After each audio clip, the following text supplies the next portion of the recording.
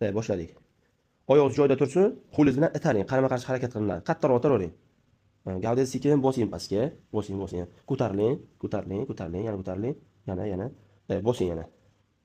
Xuddi mana shunday. Oyog'ingiz arasi sal ochilsin o'tirganingizda. Yana ko'tariling tepaga. Yana xuddi mana shunday bosing.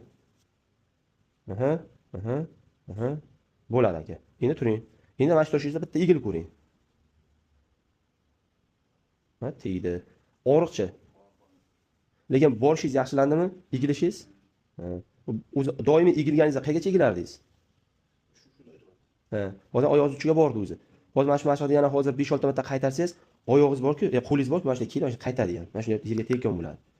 Endi bu orqadagi tortishish aka sog'lom odamda ham egilganda tortiladi. Tabiiy holatda.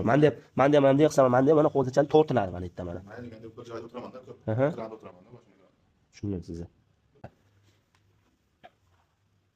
Siz yaxshimisiz? Oyoqlar qanday? Bo'shashlar bo'ldimi? Ekranlarni bo'shadimi? Yaxshi. Bu yerda tak tur 3 6,5 5,5 mm lik grijalari bor. Mana o'zi albatta xudo ta'sir qilib, oyoqlarga bo'shashlar ketdi, o'zi tortishlar ketdi.